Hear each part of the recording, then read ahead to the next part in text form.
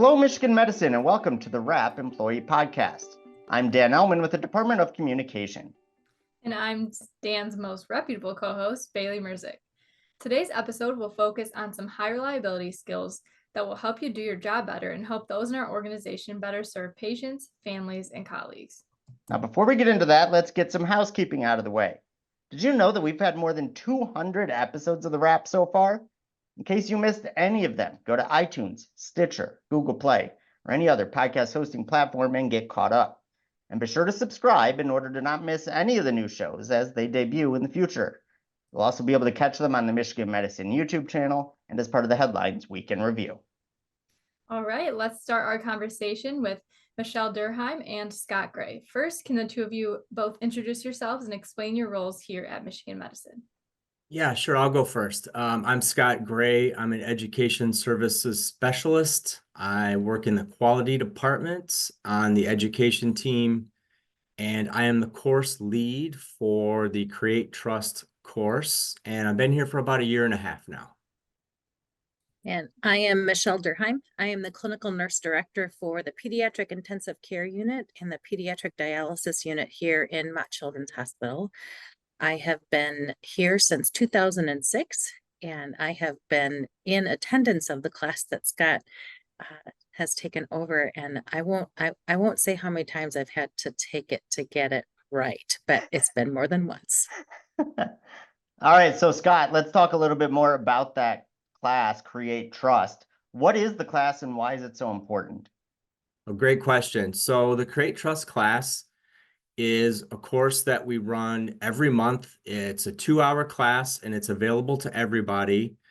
And it really introduces people to the concept of humble inquiry and then demonstrates how we can use humble inquiry to really kind of build trust in our working relationships and lay the foundation for psychological safety to really take hold and to flourish. And the course really does a couple of important things. It highlights kind of our natural human tendency to ask closed-ended questions and to jump in with giving advice before we fully understand a problem. And then it demonstrates how humble inquiry can really kind of improve communication, collaboration, and build trust by asking more open-ended questions and having the other person share more information. Yeah, so talking about humble inquiry, that's a super important skill for everyone to have. So what is it exactly, and how does it help build our high reliability organization that we're on this journey to? We get our definition of humble inquiry from Edgar Schein, who is a pretty well-known organizational and cultural expert from MIT. And he defines humble inquiry as the fine art of drawing someone out, of asking questions that we don't already know the answers to, and really kind of demonstrating an interest in the other person. And so we're kind of showing our humility by admitting we don't know something and then asking some good open-ended questions to really try to find out more about that situation. And it really encourages free flow of information. It encourages the person that we're asking questions of to really kind of share their thoughts and their perspectives on a given situation so that we can really learn more about a problem before we jump in and try to solve it. Now, the second part of your question, how does it contribute to an HRO? And so we know that HROs are really good at detecting kind of early warning signs of problems and dealing with those early warning signs when they're small problems before they grow into big problems and eventually cause harm. And so humble inquiry is a skill that can be used to kind of empower the frontline staff to really help them understand that the expectation is we want you to be looking for problems. We want you to speak up when you identify a problem and help us kind of collaboratively problem solve that issue before it turns into a bigger problem and eventually, causes harm, like reaches a patient or a staff member, for example, and causes causes some type of harm. So Michelle, I want to turn to you because you mentioned that you've already taken this course. What were some of the things that you learned in the class, and how did you then apply them to your work at Mott? Absolutely. So, like I said, I have taken this class more than once because it sounds simple to ask questions, open-ended versus closed-ended, but it's actually a skill that you have to build. And so when Scott referred to humble inquiry being the interest in drawing the other person out, you're looking for them to help you understand the problem. And so really asking those open-ended questions and not the self-talk that so many of us do inside of our own heads. We are answering the question ourselves. We may be asking the question in a manner in which we're directing them to answer us in a certain way. And so to truly be inquisitive, and that's the whole humble inquiry piece, is thinking less of yourself essentially and more of the other person and trying to draw that out. And so as a leader, the humble inquiry actually fits great with my own personal philosophy of leadership, which is actually to be a servant, because my job wouldn't exist if I didn't have my team to serve. My job wouldn't be needed.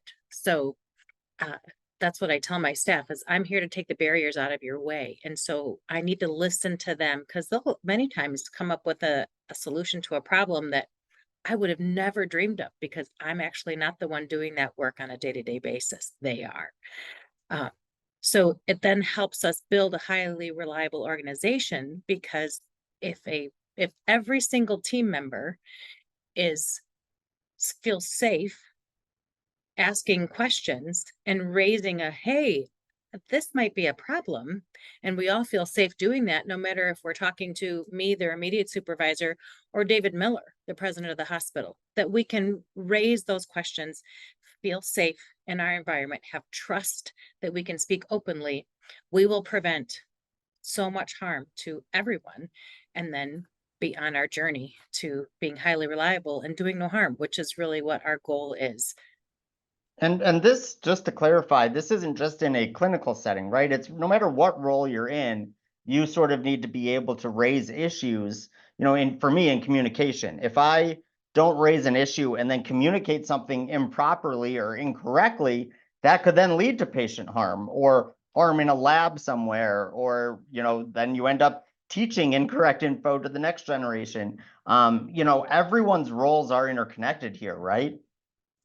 Absolutely. Actually, when we were doing a lot of the high reliability training in person, I was one of the trainers, and I would take a few minutes at the end of the class and ask for every single person to give me their role within the institution. And I would relate then how their role could then impact patient safety in some way, shape, or form, whether they directly interact with patients or not.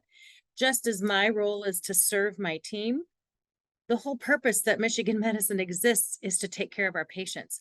So there's not a single job here that doesn't ultimately have an impact on the patients, the communications team, all our parking attendants, everybody can directly impact the safety of our patients. Yeah, and talking about the safety of the patients and us having psychological safety to not be afraid to speak up and ask questions. How does the psychological safety have an impact on some of the things that we work on in our organization, like our base strategic priorities? So I see psychological safety and humble inquiry impacting really all the areas of the base. And let me explain.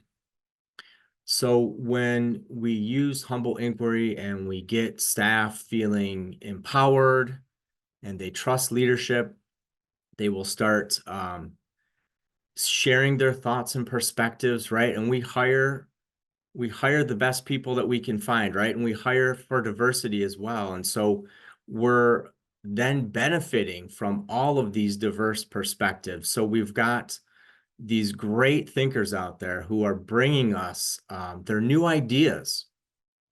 They're identifying problems. They're not afraid to speak up and say, wait a minute, I noticed this problem.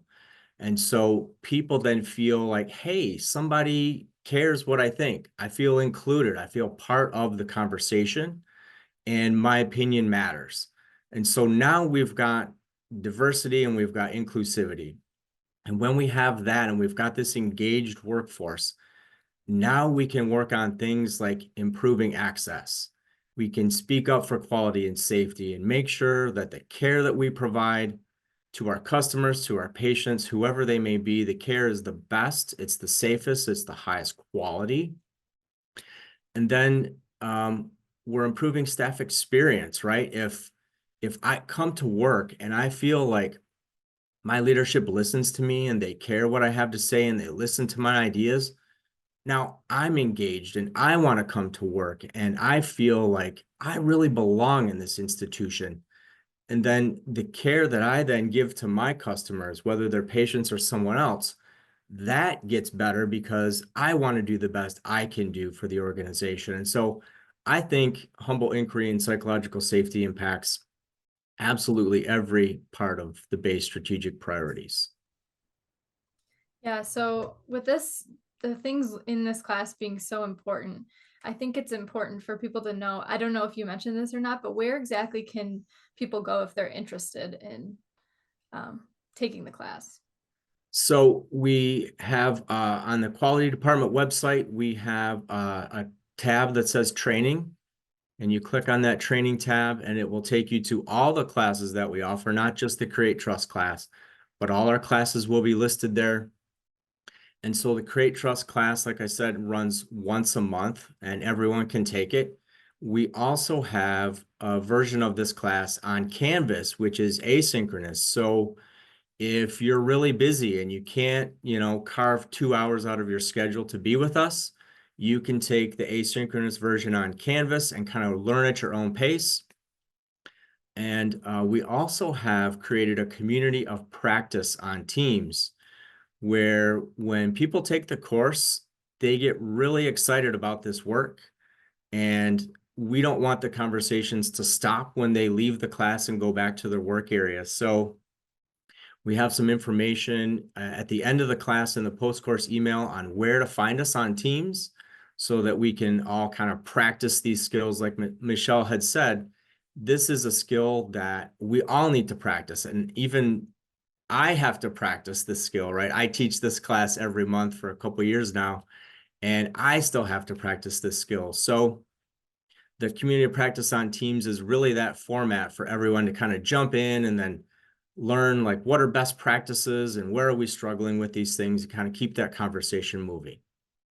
Yeah, I would say that those forums are really helpful because you can get back into old habits. And so it's really something that takes practice to develop new habits, because I can tell you that self-talk and inside your head is really hard to stop and to really be listening to that. But if you think of what Scott said, everyone feeling safe to speak up, when we have that many people thinking about how to solve the organization's problems, they're going to get solved. And so you have this many smart people thinking, and then when they're engaged, they care more.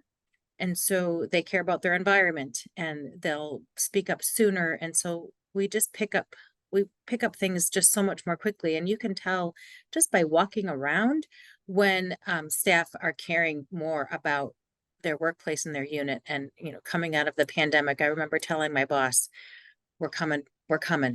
My team's coming back, because I could see people caring and engaging with each other and talking things through. And it was palpable that you could feel people recovering from the stress and the anxiety and everything that we went through with the pandemic. It was a great thing to see. Yeah, that's awesome. That's a great message from Michelle, and obviously Scott. Thank you so much for sharing all this information about a very important class that will help everyone here at Michigan Medicine do our jobs better. If you want to learn more about the high reliability work taking place at Michigan Medicine, go to mmheadlines.org. That's mmheadlines.org. Okay, it's time for the lightning round when we ask one of our guests 4 quick fire questions. Michelle, you lost in a game of rock, paper, scissors before the show, so you will be in the hot seat. Are you ready to go? I am ready. Scott, you owe me a coffee. All right, we've talked a lot about classes and courses on today's episode. Have you taken any interesting classes or courses in your non-work life? And if not, what was your favorite class back when you were in school? Oh, I always loved science. So that just is what comes to mind quickly. I loved my, in nursing school, the prerequisite of anatomy and physiology. I still, have contact with that professor. I was a tutor, and he just all-time favorite. Loved the learning. That's just my favorite topics. So. Okay, last week in headlines, readers learned about a mentorship program that is helping build connections at Michigan Medicine. Who has been your biggest mentor in your time here? In my time here, I would say Linda Laren. I worked with Linda in the CVC for the first 9 years that I was here, and she is a fantastic mentor. She knows the art of humble inquiry. She has practiced that a lot, and I would say she is a master. Yeah, she's awesome. And I know she's a fan of the rap, so maybe she will enjoy this shout out here on today's show. All right, it is Girl Scout cookie season. Do you enjoy Girl Scout cookies? If so, what are your favorite kind? And if not, what would you rather have for dessert? Ooh, Thin Mints. My kids call them crack. They, they they love them frozen. They love them crushed up. I have made a chocolate mint cheesecake with crushed Thin Mints as the crust. So yeah, Thin Mints are definitely the Versatility. favorite. Yes. Okay, so finally, next week is Leap Day. What would you say is the biggest leap you've ever taken? And it could be either a risk you took at work, or it could be a literal risk like bungee jumping or zip lining.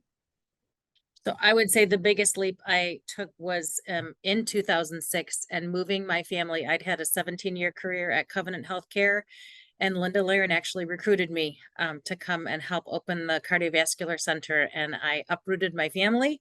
I have 3 sons, and we moved near here to Manchester, Michigan, established a new home, and my boys thankfully flourished, and I have never regretted coming to Michigan Medicine. It's been a great ride. That's awesome. The rest is history, as they say. So thank you for coming here and for spending such a big part of your career here. Obviously, Michigan Medicine is better for that move as well. So thank you, Michelle, for playing along with the lightning round and for sharing the information about our courses. Once again, if you want to learn more about Michelle and Scott's work and HRO in general at Michigan Medicine, go to mmheadlines.org. That's mmheadlines.org. Okay, Dan. So we asked Michelle about what courses or classes she has taken in her free time. And I have a slightly different question for you. What is one skill or hobby that you want to take a class on if you had the chance to? So that's actually a really good question. I've, especially in recent years, I've really gotten into baking. Like I love watching like the Great British Baking Show and things like that. And every year at Christmas, my sister-in-law and I try making like a ridiculous, some sort of dessert. We made a Christmas tree cake that had like 7 layers this year. It didn't look anything like in the pictures. It tasted good, so that was fine. But I would like actually want to take like a baking course and figure out sort of how to actually make it look good and taste good, because I'm kind of obsessed with dessert. So that would be me. What about you? So mine would be probably some kind of instrument, like probably the piano. I did have a piano when I was younger, and I wanted to start taking classes, and I would practice on my own, but I just never had time or anything. So if that would be the one thing I could get back into, it'd be playing an instrument. Yeah, that's great. I did take harp lessons for about a year because my wife is a professional harp teacher. And when she was in college and we were dating, she had to teach an adult with no musical background. And that was me. I had no musical background.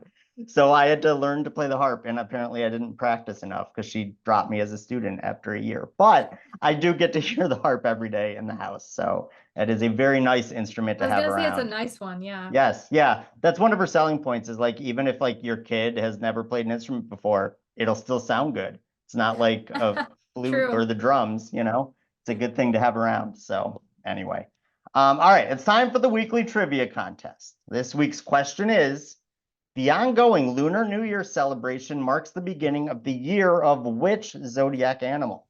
Once again, the ongoing Lunar New Year celebration marks the beginning of the year of which zodiac animal?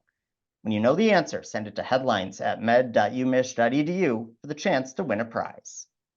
And that's all the time we have for this week. Thanks, Michelle and Scott, for joining us. And thank you to all of our listeners and viewers for everything you do for patients, families, and each other. We'll see you next week.